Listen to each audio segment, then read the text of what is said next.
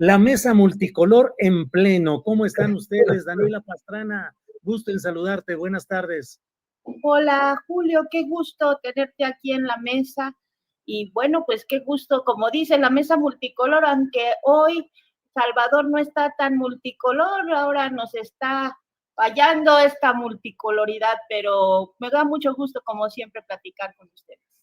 Gracias. Jorge Meléndez mantiene el blanco de la barba y lo saludo, Jorge. Buenas tardes. Sí, buenas tardes a todos. Aunque se pintó un poquito Salvador, la semana pasada estaba más blanca su barba, ahora le añadió, no sé, como azulito, ¿no? A ver, ya veremos con él. A todos, un honor que estés con nosotros. Igualmente, gracias. Salvador Frausto, ¿de qué color pinta usted las canas? Julio, pues ahora azul clarito, no me agarró muy bien, le voy a tener que pedir consejos a Daniela porque a ella siempre le queda bien, y a mí a veces sí, a veces no, ahora agarró muy clarito el azul. Bueno, pues ya iremos viendo qué colores agarran y cuáles no. Salvador Frausto, ¿cuál es el color? Perdón, Julio, a ti Daniela. hace falta también un colorcito, porque si no queda un poco blanquiazul y no nos gusta tanto eso, o sea, hay que variarle los colores, necesitamos otros. Claro, claro. Salvador Frausto, ¿cuál es el color ideológico hoy de la CENTE? ¿Derecha, izquierda, ultraderecha, izquierda radical? Pues muy buena pregunta, caray, ellos hace rato estaban diciendo que no se parecen ni al PAN ni al PRI, pero sus acciones se parecen mucho, ¿no? Al discurso del PAN y del PRI, sobre todo, pues con este coqueteo a tratar de bloquear la reforma o la elección judicial, pues está muy subido de tono que quieren llevar las protestas para tratar de arruinar la asistencia de la gente a la votación judicial del próximo domingo. Y bueno, pues estos otros discursos, ¿no? Muy, muy elevados, pedir 100% de aumento salarial, pues es imposible, todo el mundo lo sabe, lo que también pues le da otro tufo político, de jugada política a esta movilización, abrogar la ley del ISSSTE, de las medidas que se han tomado para los maestros, trabajadores. Entonces, sí está la temperatura muy alta y se ve muy enconado, es decir, la presidenta Claudia Sheinbaum se ve de verdad muy molesta cuando se ha expresado que no se va a reunir con ellos porque pues la dejaron, ya les habían dado cita para el viernes pasado y ellos pues se fueron a tomar el aeropuerto, a seguir haciendo acciones de resistencia, de bloqueos. Entonces, incluso hubo algunos golpes cuando impidieron la entrada de periodistas a la conferencia mañanera. Entonces, sí se le ve a esta gente una jugada política que pues pronto sabremos con más claridad hacia dónde va. Bien, Salvador, gracias. Gracias por las respuestas rápidas. Daniela Pastrana, ¿qué color ideológico y político le podemos asignar a esta CENTE?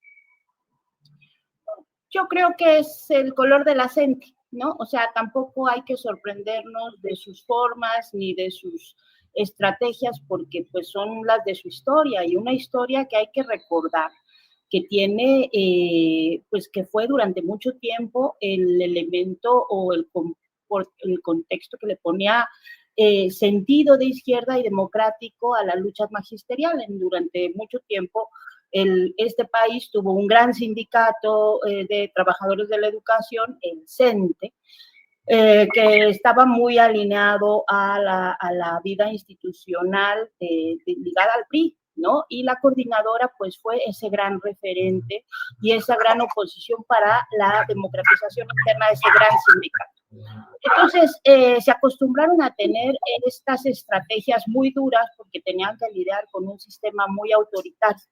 Y creo que es más o menos lo que han mantenido. La organización, como muchas organizaciones, no es una blanca paloma, funciona, tiene elementos terribles y tiene elementos muy, muy, muy decentes y muy responsables y muy sensatos, pero la práctica con la que han funcionado pues es la misma con la que funcionaban antes. Y creo que aquí hay, Julio, que reconocer ese legado. Mira, yo estuve este fin de semana en el ayuno que organizaron los académicos por Palestina, y quien prestó, por ejemplo, una planta cuando se echó a perder la planta que tenían para el concierto que iba a haber, para la música, pues fue la CENTE, ¿no? Quien estuvo en la semana pasada en la marcha, una de las más multitudinarias que ha habido este año por el tema de Palestina, el contingente más grande fue el de la CENTE. O sea, tiene ese lado muy solidario con otras organizaciones y tiene un enojo con lo que considera incumplido de parte de los acuerdos o de las promesas o de las ofertas de la Cuarta Transformación. Creo que ahí es donde creo que hay que fijarnos en dos cosas. Una, el enojo de ambas partes que no ayudan a distensar ni a avanzar en acuerdos, porque por supuesto tiene razón también el gobierno federal cuando dice que hay ciertas demandas que son por lo menos en este momento incumplibles. La otra cosa es que se supone, por lo menos eso nos habían dicho y habíamos querido creer, o algunos habían querido creer, que justo poner de secretario de Educación Pública a un personaje como Mario Delgado era porque era un operador político para desactivar al magisterio, y no por eso un gran conocedor del sistema educativo o gran interesado en la educación. Pero yo no le he visto estas cualidades operativas ni de desactivación en el tema de la CENTE. O sea, yo me pregunto qué está haciendo Mario Delgado, que se supone que su función central iba a ser desactivar estos problemas. Entonces, hasta ahí me quedo, creo yo. Bien, gracias.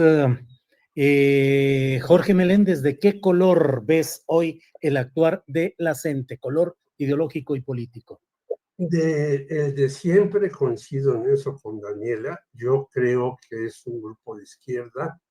En una intervención en tus charlas astilladas, lo planteadas desde la APO y desde muchos, y tiene esas dos características la CENTE. A veces es sumamente rijosa, pero en otras ha defendido al magisterio que ha tenido. Hoy vemos que el señor del CENTE es senador por Morena.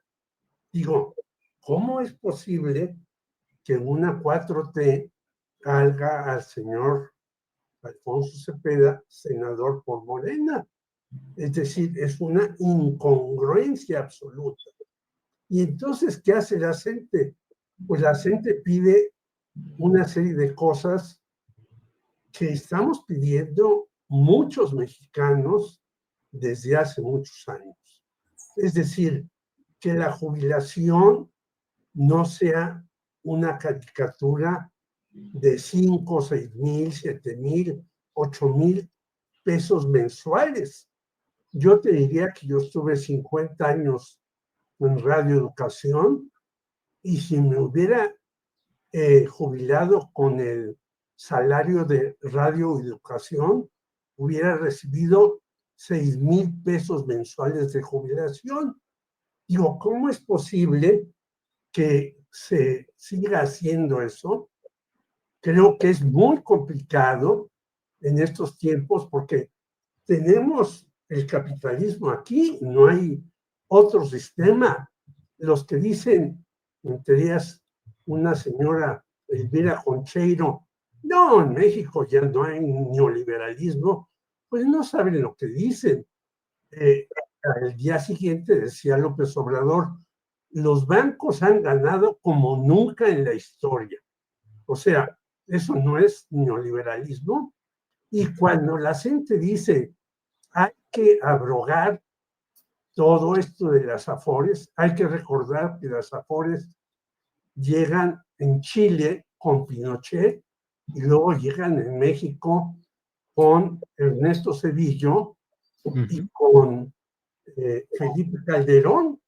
Y estas afores hacen que, por ejemplo, Banco Azteca, Coppel y otros bancos ganen como locos con el dinero de los trabajadores. El año pasado ganaron como nunca antes. Y entonces ellos manejan el dinero de los trabajadores, se enriquecen y a los trabajadores les dan poco. Eso es lo que quiere la gente, que haya un cambio fundamental, entre otras cosas. Y yo estoy de acuerdo. Es posible hacerlo. Yo creo que es muy complicado en el momento que estamos con un Donald Trump y con un sistema capitalista que nos oprime de muchas maneras. Sí. Pero la gente tiene razón, y con esto termino. En varias de las cuestiones, pues la tiene, y Bien. es un grupo de presión importante para que lo vayamos cambiando. Bien, Salvador Frausto, Jorge toca un tema, yo lo desarrollé en una videocharla que decía fondo y forma.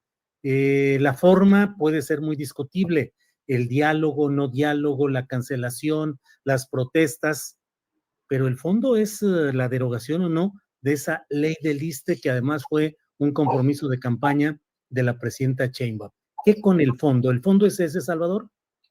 A mí me parece que en este caso la forma es fondo, porque la manera en que se ha plantado la CENTE sin tender puentes de diálogo reales, como haber dejado el viernes pasado continuar sus protestas en el aeropuerto, subirle de tono al discurso, incluir este 100% de aumento salarial, están poniéndolo en como una herramienta política de negociación. Y si bien es cierto, como dice Daniela, estos son sus métodos desde hace muchos años, a mí me parece que están en una actitud de confrontación y no realmente de apertura a ningún tipo de diálogo, porque se les ha ofrecido dialogar con la secretaria de Gobernación y el secretario de Educación Pública, y ellos no han tomado la mano. Ahora bien,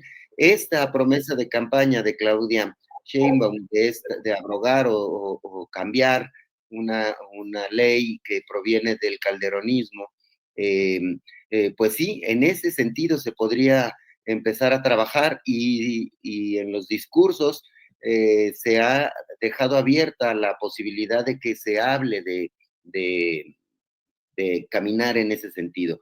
Pero sí ahorita mismo se ven muy enconadas las posiciones y no se ven luces de acercamiento por parte de la CENTE. Por eso me parece que su jugada política de confrontación con el gobierno federal es lo que domina la atención y hace parecer que pudiera haber alguna jugada interna dentro del propio Morena, alentando movimiento de la CENTE, habida cuenta de que incluso hay un senador, como dice Jorge, que proviene de las filas de este sindicato de coordinadora de maestros. Bien, Salvador. Daniela, ¿qué pensar en este tema? El fondo es la ley del ISSSTE que la candidata Sheinbaum prometió derogar y no lo está haciendo, y qué tanto es seguir favoreciendo a los bancos y no las pensiones laborales estrictas y correctas como eran anteriormente, Daniela. Pues sí, o sea, hay una parte del discurso o de las peticiones de la gente que es bastante entendible, ¿no?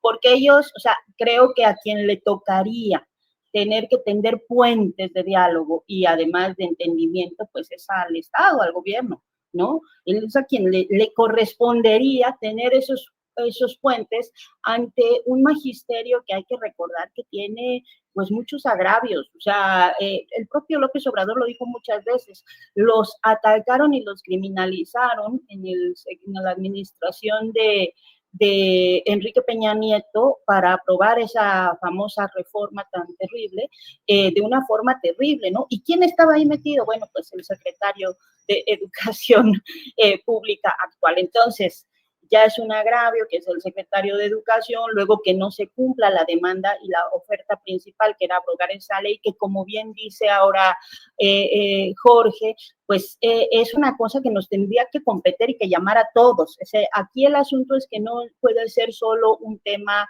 de la gente, esto debería estar convocando a muchos otros sectores que están afectados por esa ley tan terrible, ¿no?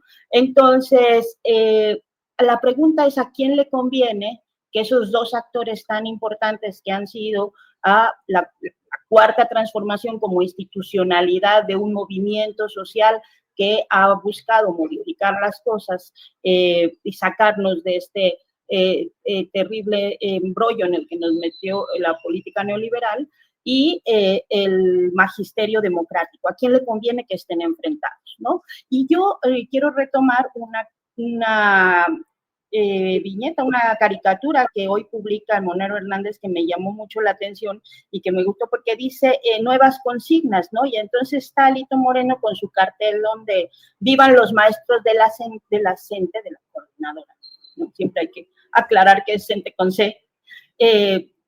Y está Morena con su cartel de esos de la CENTE, pónganse a trabajar, huevones. O sea, el mundo al revés, ¿no? ¿A quién se beneficia, pues, de que no haya esos puentes y que no haya esos canales de entendimiento y que se empiecen a radicalizar las posturas a partir del enojo y de los sentimientos mutuos de traición? Bien, gracias, Daniela. Jorge Meléndez, luego de que pusiste tema para este repaso respecto a lo que dijiste de esto de las afores y las pensiones, te pregunto sobre lo que acaba de decir Daniela, de ese mundo al revés. ¿Cómo ves la radicalización en posturas que hoy, desde ciertos segmentos de la izquierda, se critica a la CENTE, a los padres de Ayotzinapa, a los movimientos sociales, y otros segmentos mantienen banderas que antes eran de derecha, pues son también tomadas por segmentos de esa propia izquierda? ¿Cómo ha ido cambiando esa evolución y cómo ves esos reposicionamientos, Jorge? Primera, pues es lógico que alguien como Alito o el que sea, hasta los del PAN, ahora apoyen a los maestros y dirán, tienen razón, piden más, estamos de acuerdo. Pero lo que hay que recordar, no solamente de ahora, sino de hace decenios, bueno, hay que ir a Oaxaca, a Chiapas, a Michoacán y ver que las escuelas no tienen agua, no tienen terrenos, no tienen edificios. Un solo maestro da una bola de, una cantidad de grados, ¿no? Da del primero al sexto, etcétera, etcétera, etcétera. Es decir, han estado descuidados, aparte de las movilizaciones de la gente que han sido anuales, esos grupos han estado en situaciones terribles. Llegan acá y claro, pues hay una situación que ellos exigen casi todo, pero creo que tienen razón. Ya decían, ¿para qué poner a Mario Delgado? ¿Qué sabe Mario Delgado? Yo recuerdo a este sujeto que andaba con Marcelo Ebrard y viene del aspecto financiero. ¿Por qué lo metieron a dirigir Morena? No lo entiendo. ¿Por qué lo hicieron secretario de Educación Pública? Menos. ¿Quiénes son sus personajes que estaban ahí, que debieron de haber negociado de mucho atrás este asunto antes de que llegaran a la Ciudad de México? Pues no hay un personaje ahí que sobresalga para esto. Y tenemos mucha gente de izquierda que sabe de educación. Por lo tanto, que los derechistas ahora estén apoyando, entre comillas, a la CENTE y que no sepan escribir ni CENTE con C o con S, es lógico.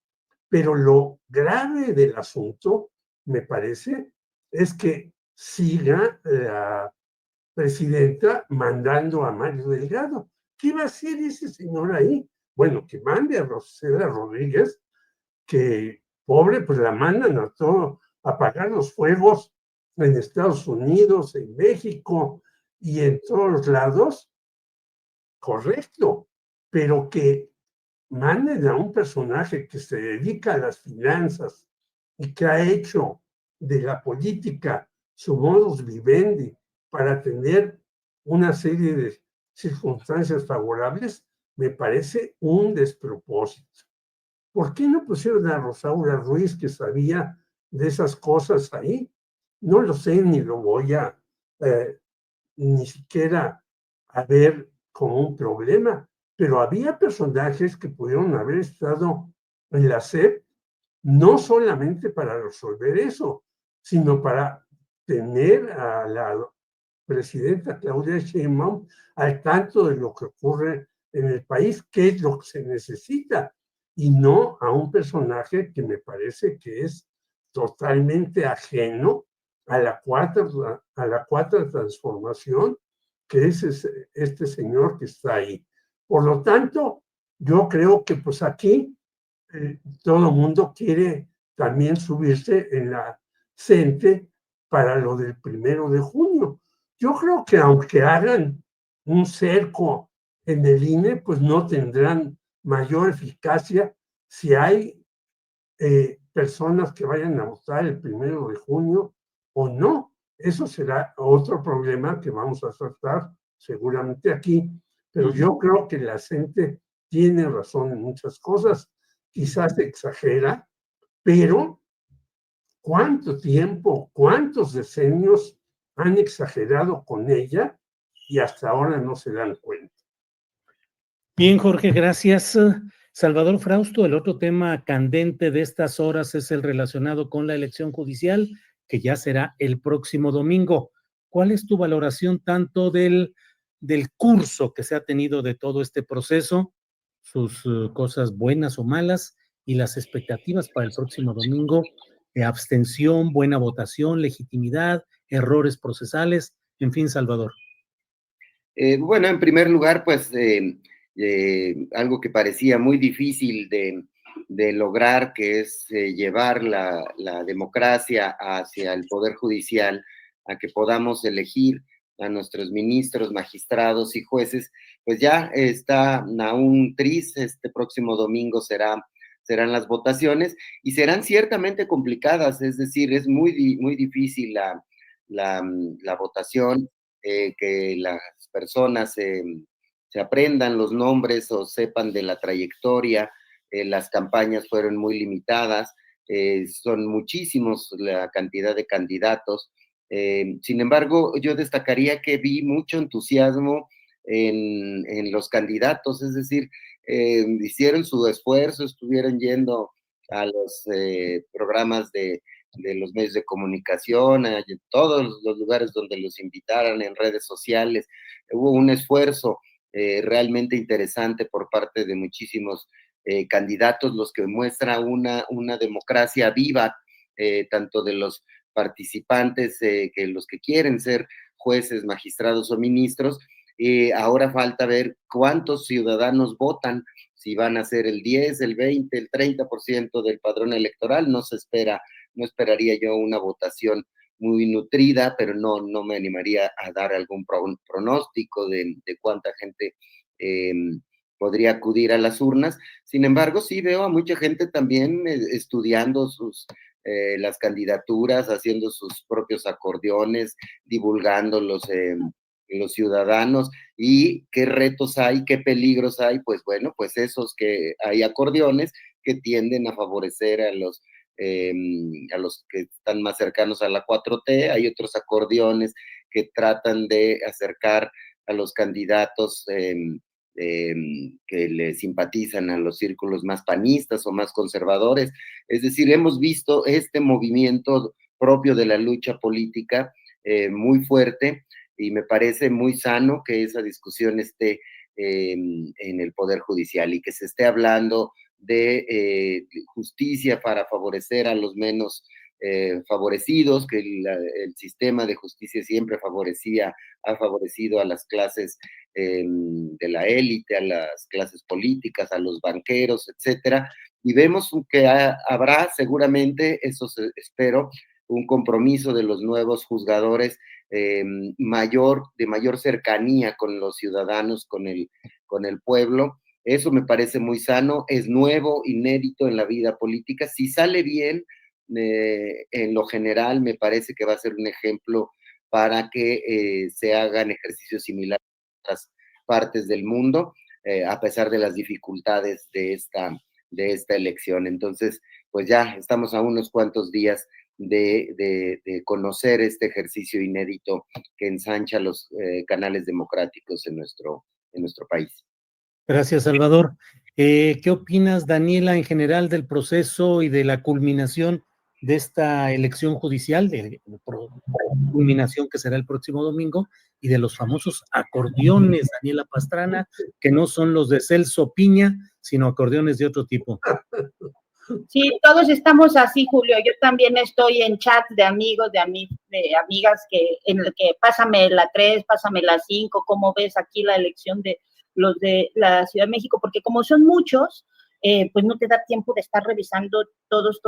Entonces, en varios grupos nos hemos dividido como para hacer revisión de perfiles y poder llegar ya con esa tarea hecha, que me parece que es la parte más bonita de este proceso, la forma en la que muchas personas que conozco se han ido apropiando de esta herramienta que nos da la posibilidad de nosotros ir a decidir a quienes queremos que tomen ciertas decisiones importantes para nuestra vida, para la vida democrática del país. Y yo creo que eso es muy lindo.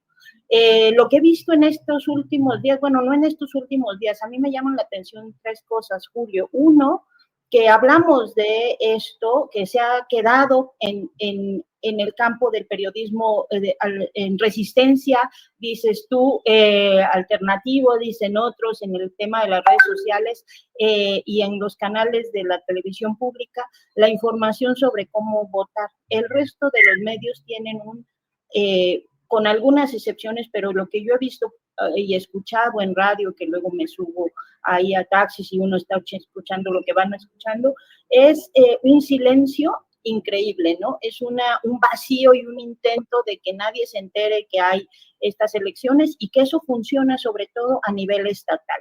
En muchos estados no hay información como la que podemos tener acá en Ciudad de México, que está un poco más activa la cosa.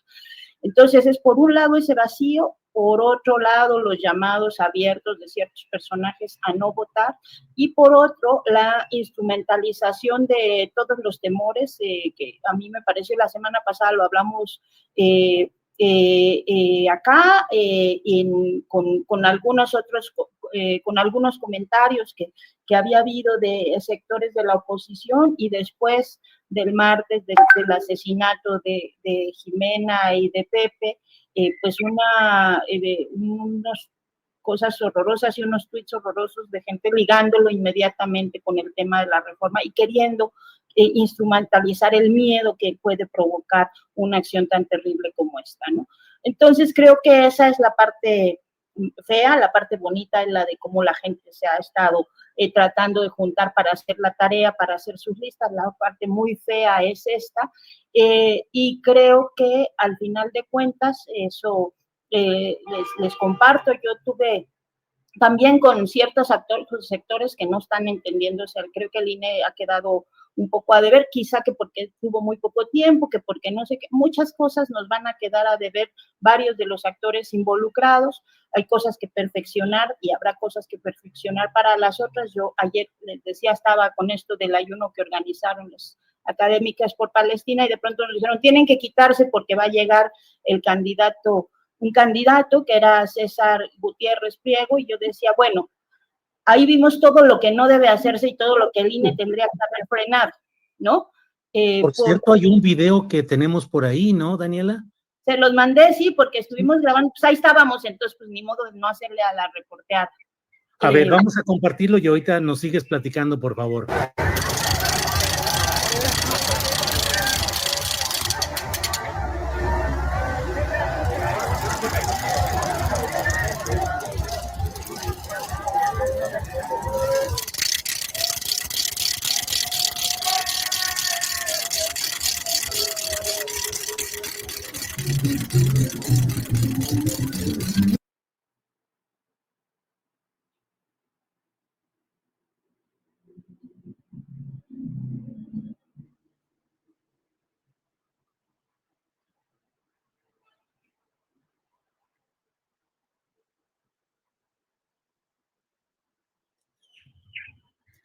Bueno, pues ahí están esas imágenes, Daniela. Pues ahí ¿Qué más nos dices? Sí. Le quitaron la música por el tema de posibles derechos de autor, pero sí era muy impresionante. Primero que llegara con este despliegue, y ya vieron el templete ese ahí de caobita, decíamos nosotros, de madera, y con 7 u 8 bocinas, con un equipo muy grande, una logística muy, muy, muy grande. Los que estábamos ahí con una plantita que, insisto, de pronto se descompuso y tuvo que poner otra la gente, bueno, pues envidiábamos la plantota de luz que tenían, las bocinas, la estructura, que se supone que no debería tener, porque se supone que los candidatos no pueden hacer mítines, ¿no? Entonces, pues ahí estaba con como 30, o sea, con todo un séquito de prensa rodeándolo, y lo más impresionante fue cuando empezaron a llegar personas con sus matracas, literalmente con matracas. Estábamos ahí, Tere Rodríguez de la Vega y yo, diciendo, esto es como un meeting del PRI, de esos de matraca, literal, o sea, no broma, no metafórico, con drones grabando, y yo decía, bueno, esto, con todo el despliegue mediático que tiene en redes sociales, porque seguramente eso estaba muy difundido en vivo por los que iban acompañando, pues ni modo que no se entere, ¿no? Claro. Bien. Y así está. Todo lo que no se debía hacer ahí lo vimos en tan poquito tiempo, nos quitaron el campamento y luego ya, por suerte, se fueron y podemos terminar. Bueno, Daniela. Jorge Meléndez, mira, una seguidora del programa manda este mensajito que ya debe estar por aquí, que dice Claudia, Claudia Parada, dice, elección con acordeón es simulación. ¿Qué opinas, Jorge? Bueno, yo creo que este asunto, que era importantísimo, se empezó a planear mal desde el principio. Y no lo digo yo, porque van a decir, este señor critica. No. El señor Fernández Noroña dijo 2 veces, cuando menos, hay una serie de impresentables como candidatos, que el INE haga su parte. Pues el INE no puede hacer eso. El Poder Legislativo hizo mal las cosas, tan malas cosas que sigue en la lista una señora, Marisela Morales, que fue procuradora general de la República con Vicente Fox, y que está acusada de tener nexos con los grupos del crimen organizado. Así como esa, hay una veintena de personas que están en las boletas, que yo no sé por qué en el Poder Judicial no hicieron su trabajo, en lugar de estarse peleando todos los días entre Fernández Noroña y Lili Telles. Entonces, yo creo que esto tuvo desde el principio problemas graves. Segundo lugar, hay listas por todos lados, porque se le achaca a Morena, que no lo dudo, ni voy a defenderlas totalmente que las tenga, pero hay que recordar que a Samuel García en Nuevo León lo encontraron haciendo su talacha para tener en el Poder Judicial de Nuevo León a los suyos. Y así como ese, hay en otros estados personajes que seguramente están metiendo la mano. Y creo que esto ha traído vicios y problemas y dificultades. Que sea un ejemplo para otros momentos es que debió de hacerse bien. Yo voy a ir a votar no con acordeón, sino viendo algunas cuestiones que todo el mundo puede ver. Una es la lista de Viri Ríos, que se dio a la tarea de decir quiénes eran los candidatos, según su opinión, mejores, los que habían incluso estado del lado de la gente y no del lado de los machuchones, como les decían. Otro de un compañero, Arturo Sandoval, que también hizo su tarea y subió ahí una serie de cuestiones. Y otro es ver nosotros cómo hacer las cosas. Va a ser de verdad una situación muy complicada, porque para votar va a ser muy difícil a pesar de que uno tenga los datos en la mano. Entonces, creo que hay que ir, hay que hacer su trabajo, pero es un ejercicio que debió de tener la atención mediática de quienes se dicen nuestros legisladores, que ahora andan en Estados Unidos haciendo no sé qué, tratando de convencer, según ellos, a los legisladores estadounidenses que no nos pongan el 5% de aranceles. Y luego dicen, ay, pues ganamos porque van a poner el 3.5. Pues no, no hemos ganado. Y el 3.5 puede ser menos de lo que la gente esperaba, pero de todas maneras va a tener problemas en los estados donde las remesas son importantísimas, Guerrero, Oaxaca, Michoacán, etcétera, donde están los más pobres de los mexicanos. Así pues, yo creo que aquí un responsable terrible de esto es el poder legislativo, que como siempre, ellos dicen que no tienen camiones y es totalmente falso. Y luego los veo retratados ahí en Washington, muy sonrientes, porque fueron a hacer un trabajo que no pueden resolver ellos y que tuvieron que hacer los que están acreditados, cónsules, embajador y demás. Por lo tanto, yo creo que este es un asunto muy importante, pero que va a tener no la resolución que todos esperaríamos, sino algo más terrible. Y termino con esto, Julio. Yo he dicho que en mi recorrido por la República llegué a un estado donde estaba un director del periódico que decía en un letrero que tenía ahí, el periódico no se vende, pero el director sí. Acabo de leer de un articulista que dice que tenía un juez, un letrero que decía, artículo primero, con dinero baila el perro. Artículo segundo, el perro soy yo. O sea, los jueces han sido unas personas que saquean también a los más pobres. Bien, gracias, Jorge. Bien, pues Salvador Frausto, aunque pareciera un poco difuminado en el análisis, pero el próximo domingo también hay elecciones en Veracruz y en Durango. ¿Cómo vas viendo las cosas en ambos estados, Salvador? Sí, pues en Veracruz parecería que, según la mayoría de las encuestas, va Morena teniendo mayoría en la mayoría de los puestos en disputa, y en Durango se ve más cerrada la elección.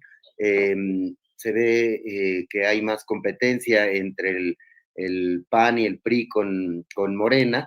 Y sí, pues han pasado medio desapercibidas estas dos elecciones. Sin embargo, pues va a ser importante porque también vamos a medir si sigue la inercia del voto del 2024 a favor de los candidatos de Morena y sus aliados, o si se revierte, se estanca esa tendencia. Va a ser un buen termómetro también para ver el trabajo de los dirigentes de los partidos. Están estrenándose Luisa María Alcalde y Andy López Beltrán en Morena, hay un nuevo dirigente en el PAN, aunque es de la misma línea del anterior. Entonces, se va a poder medir qué tanto avanzan o retroceden las posiciones políticas. Parecería, visto de lejos, que las simpatías hacia PAN y PRI van muy,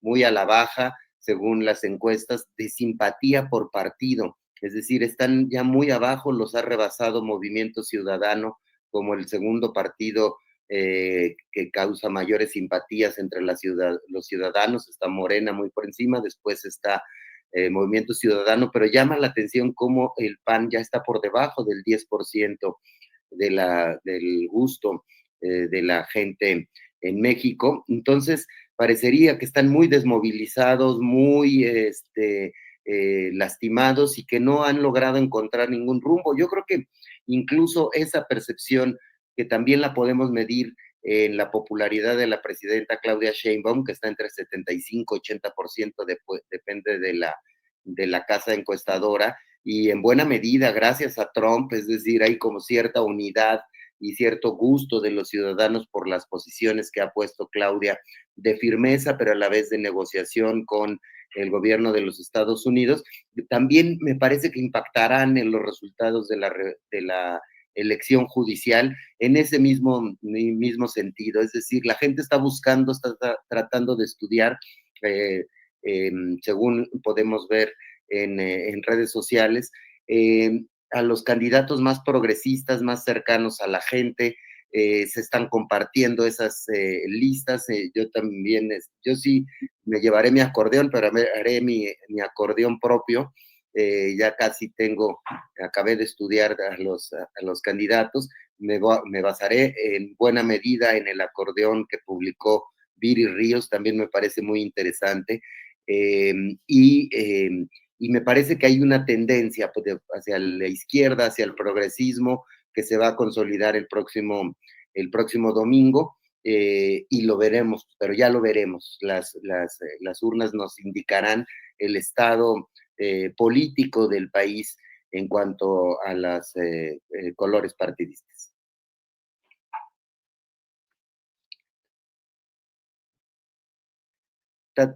Tienes apagado el micrófono, Julio.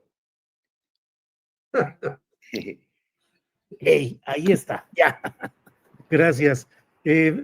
Daniela, permíteme nada más antes de continuar, compartir con la audiencia este acordeón o esta propuesta que nos están diciendo personas confiables, conocidas por este locutor que está circulando en Oaxaca y que se habla de que el equipo del gobernador Salomón Jara es quien está circulando estas propuestas diciendo que son las aprobadas por el propio gobernador. Ahí están. Creo yo que, bueno, una cosa es que cada quien haga su propio acordeón, es lógico porque son números y hay que tener muy claro cuál corresponde a cada una de las opciones. Es de acuerdo, hacer cada cual su acordeón, pues se vale apuntarlo en una hoja de papel o lo que sea, sí es la decisión propia. El gran problema es cuando están circulando montones y montones de estos acordeones que sugieren por dónde debe ir la votación. En fin, solo quería apuntar esto. Daniela, pues nos queda el tema pues de Veracruz y de Durango. ¿Cómo vas viendo las cosas por allá? Bueno, lo que quieres hablar, si quieres volver al tema, adelante. Sí quiero volver al tema de los acordeones, porque a mí me parece que justamente la posibilidad de que los grupos corporativos que están operando para que se vaya a votar en cierto sentido o por cierto personaje, se desarticulan en la medida en la que hay más participación, y eso pues está muy documentado. A menor de participación, el corporativismo gana. Eso en cualquier elección, en cualquier lugar del país, ¿no? Entonces es importante, pues, es muy importante eso, porque ese tipo de denuncias como la que dices de Oaxaca, yo la he visto, nos han dicho que ha ocurrido en Michoacán y en otros estados, ¿no? En distintos estados que nos han dicho, esto está pasando, ya nos están diciendo por quién, como dice Jorge, no nada más de Morena, también de la oposición, todo el mundo está diciéndole a cada quien por quién, pero la única forma de que eso se desmonte es que haya más participación de la gente, ¿no? En la medida en la que uno va con sus listas de sus amistades, ¿no? También quiero referirme ahí a un comentario que alguien decía que tenía de malo esto de, que estaba exagerando lo de César Gutiérrez Priego, pero que no nos gusta. Yo, la verdad es que me he mantenido muy al margen de la discusión que ha habido sobre el personaje. Yo tengo mi opinión, pero tampoco es que ya la haya expresado, ni haya dicho, ni nada.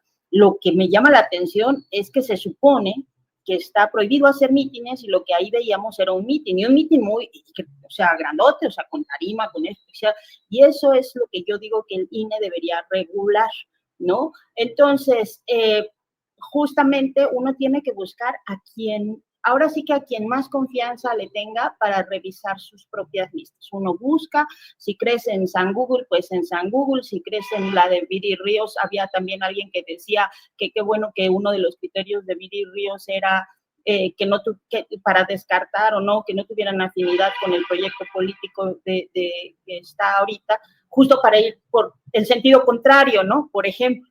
Entonces, cada quien a quien más le guste, a los abogados democráticos, nosotras en la Mesa Roja se las recomiendo muchísimo, 2 sesiones dedicadas, es el único tema al que le hemos dedicado 2 mesas seguidas, también para que cada una de mis compañeras rojillas hiciera sus tips, sus estrategias y cómo establece sus criterios. A quien uno le confíe, pues está muy bien, porque por algo se le tiene confianza, ¿no? Para sus listas. Me parece que es bueno, pero para mí lo más importante es la participación, porque es la única forma de que esas listas de grupos corporativos se desarticulen y pierdan poder, ¿no? Entonces, pues hay que ir con las listas de a quien más confianza le tengamos, nos haya ayudado a organizar. Muy bien, muy bien. Aprovechando la audiencia que está en este momento con la mesa de periodismo, invito a la audiencia a que no se retire cuando terminemos esta mesa porque tendremos algunos temas posteriores. Vamos a hablar del gobernador Armenta, el gobernador Armenta de Puebla, que ha estado amedrentando a periodistas, el más reciente de Contramáscaras, de una manera realmente preocupante por la manera despectiva y ofensiva hacia el ejercicio periodístico. Y luego tendremos también un breve video de cómo están luchando las mujeres en defensa del medio ambiente en la bahía de Huira, en Sinaloa, y tendremos luego a las 3:15 una entrevista con Hernán Gómez, autor de libros, el anterior Tradición en Palacio, del cual ya le llegó la demanda de Julio Scherer Ibarra. Ya llegó esa demanda específica contra Hernán Gómez, y vamos a platicar de cómo está el acoso a ejercicios periodísticos o de investigación como este, y también cómo se compagina con la nueva conformación de un poder judicial que podría ya no tener las mismas circunstancias para, en segundas instancias, tener sentencias favorables a ciertos temas como libertad de expresión. Así es que habrá cosas muy interesantes, no se vaya. Jorge Meléndez, Veracruz y Durango, y luego ya pasamos a los postrecitos. Por favor, Jorge. Rápidamente, yo creo que en Veracruz va a ganar Morena ampliamente, pero lo que me preocupa es que nuevamente de los alcaldes morenistas que estaban ahí, han asesinado a 2, han secuestrado a 1 y 5 se retiraron. O sea, Veracruz, a pesar de ser un estado donde Morena puede triunfar ampliamente, hay una situación de violencia tremenda, que obviamente se agravó porque el señor que está ahora en Senagacio, no sé por qué lo pusieron ahí, el señor Cuitlahua García, no hizo nada para pacificar Veracruz, para atacar a los grupos y demás. Yo creo que en Veracruz, con Rocío Nale, va a ser un triunfo amplio de Morena. En Durango no lo sé, según las encuestas que yo he visto, no conozco otras. Va a haber en algunos lugares, en algunos municipios, una contienda entre el PRI y Morena, porque además hemos visto que en varios lugares, lo mismo en Veracruz que en Durango, Julio, algunos, quizá por fortuna, no sé si por desgracia, algunos precandidatos o candidatos ya se zafaron de Morena y se van por el PT, por el Partido Verde o hasta por el Movimiento Ciudadano, que como dice Salvador, ahora pues es el, digamos, el segundo lugar después de Morena, porque están caidísimos tanto el PAN, pero ya no se diga el PRI. Alito Moreno puede levantar lo que sea de pancartas, pero lo que no levanta es ese partido que de verdad está hundido hasta el fondo, y entonces por eso yo creo que en Veracruz la cosa va bien para Morena, pero en Durango quién sabe cómo vayan a resultar las elecciones ahí. Bien, Jorge, muchas gracias. 2:54, vamos a los postrecitos. Salvador Frausto, por favor, la parte final de tu intervención. Gracias, Julio. Pues insistir en el tema de la elección judicial, me parece muy importante participar, estudiar las listas, las trayectorias, como dice Daniela, acercarse a quien más confianza le tengamos, al politólogo, al columnista, al comentador de YouTube, al que sea, que sea de nuestra confianza, y caminar en ese sentido, porque es muy importante la participación. Entre más ciudadanos acudan a las urnas, más legitimidad habrá en esta elección judicial. Y recordar también pues los excesos de esta corte saliente, que hubo reuniones, Norma Piña en lo oscurito con Alito Moreno antes de la elección presidencial, buscó incidir en decisiones políticas importantes, bloquear las reformas del gobierno anterior, es decir, y fueron ministros que gastaron mucho, que dieron unos viajes de lujo. Mañana publicaremos en Milenio sobre esta circunstancia de los últimos viajes de los ministros de la Suprema Corte, para que veamos estos ministros de alcurnia, de élite, que se aliaron con las cúpulas del poder empresarial, del poder político anteriores, y bueno, pues causaron un tremendo desprestigio a esa institución, a la Suprema Corte, liberando narcotraficantes, generando una serie de sentencias contrarias a la gente, a los derechos humanos. Entonces, me parece muy importante porque esta Suprema Corte se arruinó a sí mismo por su mal desempeño y sus excesos. Se generó una imagen tremenda, y tendrá que ser un gran reto para los nuevos ministros y los nuevos magistrados y jueces no caer en esos excesos. Muy bien, gracias. Daniela, por favor, postrecito. Bueno, yo tengo dos así pequeños, uno del que ya me referí 2 veces hoy, que es jornada que hubo de ayuno organizado por las académicas por Palestina. A mí me invitó Tere Rodríguez de la Beca, nos invitó, están ahí también involucradas las compañeras de la Mesa Roja, y pues todas fuimos, como luego vamos así a muchos lugares. Una experiencia muy, muy, muy linda, de verdad. No es tanto por la cantidad, sino por la calidad. Mujeres académicas que pues ya varias de ellas ya de mayores de 50, 60, acampando, ayunando, haciendo estos actos de lo que es la resistencia civil, para hacer un llamado en frente de la Secretaría de Relaciones Exteriores a tomar acciones y a tener decisiones, a detener esto que ya de pronto normalizamos y no puede ser normal seguir nada más viendo cómo escala el ataque, el genocidio, la limpieza étnica contra un pueblo entero a los ojos del mundo, ¿no? Entonces, una cosa muy bonita porque también cerró con un grupo de música, La Coraza, que yo no conocía que existía, que se reúne a cantar muchas mujeres, a hacer un gran coro, una cosa realmente hermosa que hizo que así regresáramos, o llegara yo, como les decía, llegué a mi casa hambrienta, cansada, y con, pues sí, con mucho emoción en el corazón, porque luego estas cosas que uno dice son pequeñitas, pero son las que te llenan de esperanza, de ilusión, de empatía, de solidaridad.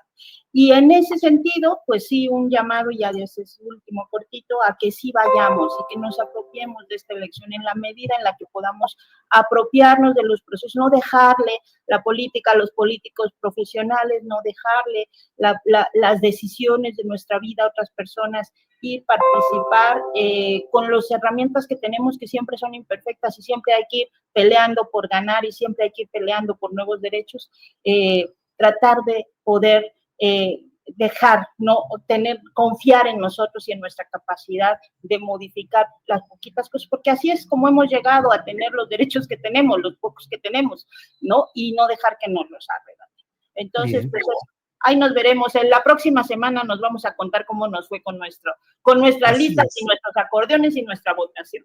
Exactamente, así es. Gracias, Daniela. Jorge Meléndez, para cerrar, por favor, postrecito. Para cerrar, 3 asuntos rapidísimamente. El señor Giovanni Gutiérrez, que ya ha permitido edificios mayores de 6 pisos, está construyendo 2 allá por los rumbos de lo que era la Universidad Iberoamericana por Tasqueña, y no para de construir y de hacer actos ilícitos durante su gobierno. Segundo lugar, se discute la ley federal de telecomunicaciones y yo digo, pues en esta ley se deben de poner también algunas cuestiones porque no es posible que TV Azteca siga siendo el horror del horror, oponiéndose a la reforma judicial y a todo lo que ayuda al pueblo de México. Claro. Y en tercer lugar, parece que el asunto del señor Genaro García Luna por fin va a tocar al intocable de Enrique Peña Nieto, porque García Luna hizo una serie de apoyos económicos a la campaña de Peña Nieto. Ya lo veremos más adelante, pero tengo información que por ahí van las investigaciones en Estados Unidos. Muy bien, pues muchas gracias, Jorge, Salvador, Daniela. Nos vemos la próxima semana ya con resultados para platicar. Gracias a los 3. Hasta pronto. Hasta pronto. Hasta luego.